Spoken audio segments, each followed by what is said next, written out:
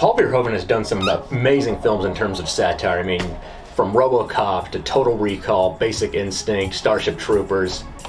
But what I love about Showgirls is that it's kind of on that strange cusp of almost being kind of like a horror film. I mean, its erotic and strange nature kind of makes it feel that way. This is a film that will make people feel kind of unsettled. At least that's how it was for me. But I think what's good about a film making you feel uncomfortable is that it kind of does pull you in and it makes you feel intrigued. And I think that's what a film should do. I mean, there's nothing worse than watching a movie and you keep constantly checking, you know, how much time you have left, how long it's been going. And, you know, with this movie at its 2 hour and 6 minute duration, like, I feel like it actually kind of went by pretty quick, especially due to its, like, terrible, campy nature, which, yeah, it's a campy film and there's, you know, a lot of terrible dialogue and over-exaggerated acting. But at the same time, I still think it's a really good, decent film, and it stands out on its own, and there's a reason it's a cult classic as it is. You know, what I love is that right away, the film starts. I mean, I love how it goes right into the, like, title screen of Showgirls right before it, like, pans to Elizabeth Berkley's character, Nomi Malone, you know, hitchhiking, trying to get to Vegas. So there's no bullshit. I mean, it goes in right away. I can't stand it when I watch a film and it's, like, 20 minutes of fucking credits, it feels like, and it just feels like it takes way too long to jump into the story. It's like, just start the movie. But what I love about Nomi Malone's character in general is that she really does take a big gamble throughout the entire movie. I mean, like, she has no plan. All she has is that she has this fire in her heart that she wants to be a dancer. She knows that she wants to get to Vegas, and she's just going to do whatever it takes to get there. And she really does make it happen for herself. I mean, you know, and it's like, you know, there's a part in the film where they say, like, oh, all these girls are auditioning for the show to take Gina Gershon's character's place of Crystal Connors, the star of the show, and they're like, oh, she doesn't have Crystal's fire. This girl doesn't have Crystal's fire. But, like, that's what I can say about Nomi Malone. She is just like a pure walking, like, goddess of flames, basically. And, you know, there was talks about, or not even talks, it was confirmed that Drew Barrymore was originally approached to do this film, but she didn't like the screenplay because she felt uncomfortable with the amount of nudity on screen. And, you know, thank God for her, because maybe she wouldn't have gone on to have the iconic, you know, career that she's had. And then I know that Charlize Theron auditioned for the role, but they didn't want to take a chance on her because she just wasn't very well known at the time. But in retrospect, I think Elizabeth Berkley was perfect because she has a very distinct look. Like, her look is very, like, kind of majestic, scary, terrifying, but beautiful at the same time. You know, she kind of looks like a cheetah dragon to a certain degree. And same with Gina Gershon. Like, I feel like she was perfect. She kind of has, like, this switchblade reptile, you know, would murder someone in a skyscraper on a rainy day kind of vibe while listening to Phil Collins. So basically it sounds like I'm describing American Psycho, but this film kind of does have elements of that, you know, scary, erotic, thriller, horror drama. Which, yeah, I mean, Showgirls to me kind of does feel a little bit like a horror film to a certain degree. You know, this is a movie that really showcases the dark side of the entertainment industry in terms of, you know, people wanting to rise to the top, stay at the top, and just kind of, you know, some of the terrible things that people can get away with that they should be, you know, exposed for. I mean, in the film, Nomi Malone's character becomes friends with this woman who takes her in. You know, her name is Molly Abrams, and it's just terrifying because, like, towards the end of the movie, there's a scene, and apparently it's, you know, based, I mean, it doesn't surprise me that it's based on an actual occurrence because, I mean, stuff like this happens every day, all day, you know, within or outside of the entertainment industry, but her friend is sexually assaulted, and it's one of the most unsettling things I've ever seen. Like, it takes a lot to shock me and, like, you know, make me, like, terrified watching a film, and then this scene just does it. But at the same time, it does, I think what makes it necessary, not trying to say it's good, but I think what makes it necessary is it shows how truly fucked up it is within the entertainment industry of what people can get away with, because, like, after this incident happens, Nomi Malone goes to the entertainment director, which is played by Maclachlan, who kind of, it just, he looks like he'd be gay, like, not saying there's anything wrong with being gay, obviously, but, like, he just doesn't strike me as someone that would get with a lot of girls in this movie because he just has such a feminine nature, but, I mean, whatever, I'm getting off. The point is that Nomi Malone goes to him and is like, are we gonna call the cops? I mean, like, this is fucked up what happened to my friend. But he's like, oh, no, we can't do it. Andrew Carver brings in a lot of money. And then what about you? You have, you know, this criminal record and all this bullshit. So... And then another unsettling scene is Nomi Malone gets revenge for her friend Molly, which is phenomenal. Satisfying, but still unsettling because she beats the living shit out of Andrew Carver, which is awesome, but when she's doing it, man, it's just, oh god, at least for me, like, I kind of had to, like, keep looking away, and, you know, like I said, it takes a lot to shock me when it comes to films, but aside from Midsummer was a film that kind of made me feel super unsettled as well, but wow, man, but... You know, I mean, like I might have said before already, it's just, I love being shocked by a film, but yet intrigued, which is what Showgirls does, because I would rather feel unsettled watching a film than being bored with the film, because this movie just flew by for 2 hours and 6 minutes. And I have to say, I actually really enjoyed the soundtrack more than I thought I would. I mean, I wasn't going into watching this movie thinking like, oh, I bet there's going to be some great songs, but yeah, actually, I mean, I can't show it, unfortunately, because otherwise I'll get flagged on YouTube, but when Nomi performs the lap dance on Kyle MacLachlan's character, I have to say, like, the song, I had to look it up on YouTube or, like, just go on Google and find it, because I'm like, man, this song's actually not too bad. It's got a pretty cool vibe to it.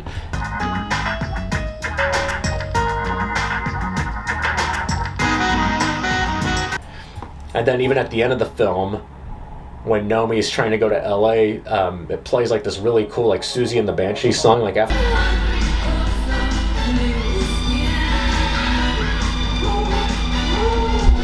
And then what I think makes Showgirls stand out from most campy films is I think it's actually shot very well. It has amazing cinematography. I love the scene where it shows, you know, Nomi just kind of sitting on her car eating a burger and looking up at the Las Vegas, you know, Sunset Strip or the Las Vegas Strip.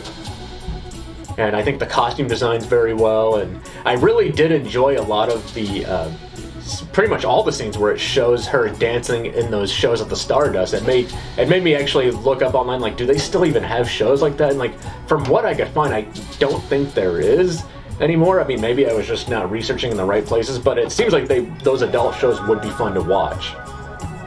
And yeah, this film has an infamous, like, swimming pool sex scene, which it's like, you would think, like, oh, this is gonna be, like, you know, for an erotic nature, like, this will be, like, a, like, sexy, sensual scene, but if anything, it's just hilarious and just, like, almost kind of disturbing to watch, because it looks like she's just possessed by Satan or something when she's thrusting into Kyle MacLachlan.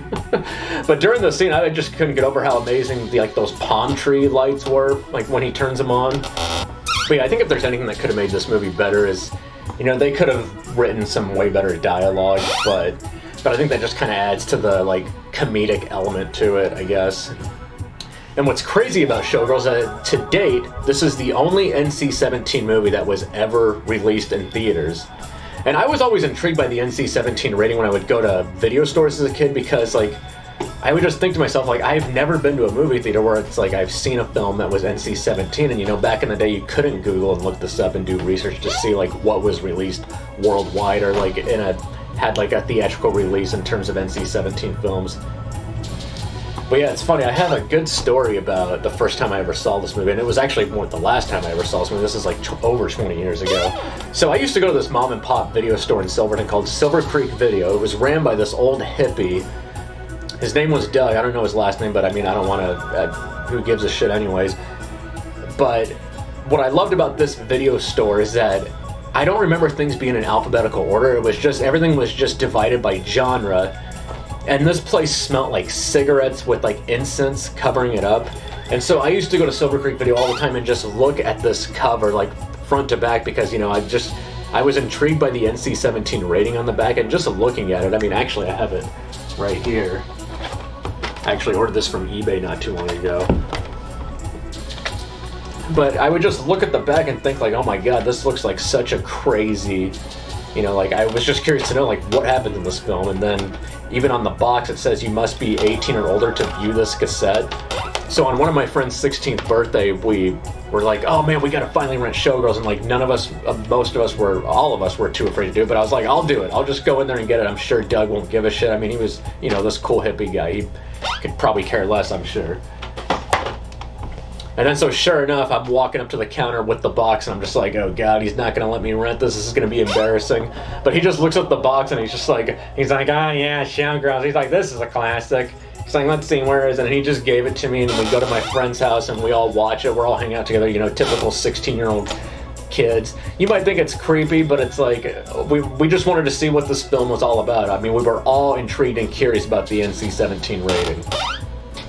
I think one of my favorite scenes in this movie, I don't know what it is about it, but it just, like, stood out to me, is it's at the very end when Nomi's getting a ride. She wants to head to LA.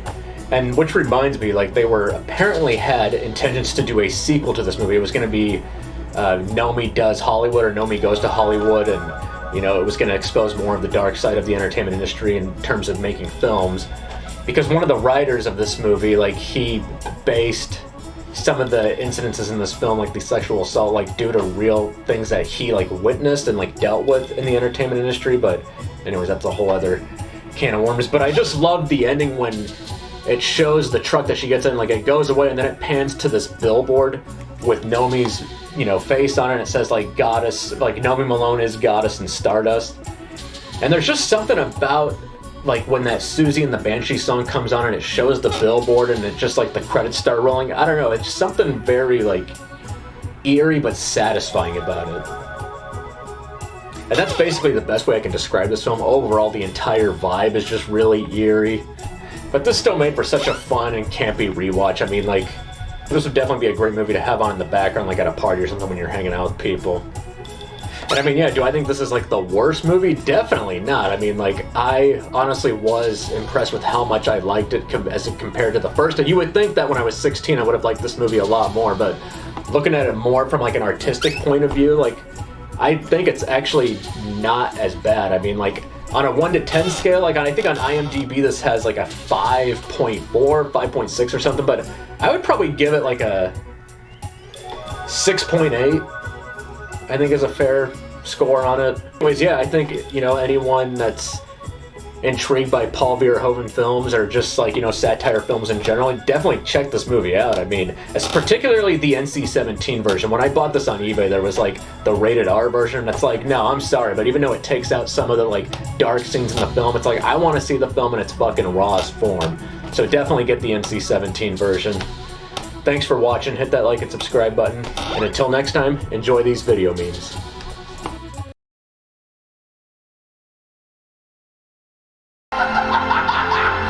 Yes! I get to keep my soul! Wow!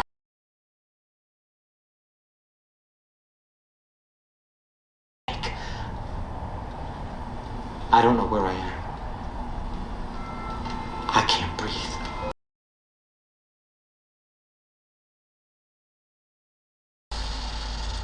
Marty, you made it! Yeah! Welcome to my latest experiment. This is a big one, the one I've been waiting for all my life.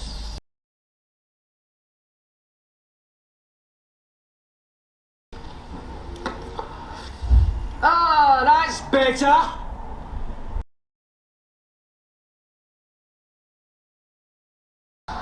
Tell me where the dick goes!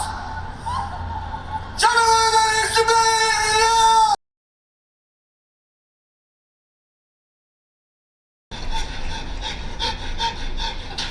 I don't know how much longer I can hold this.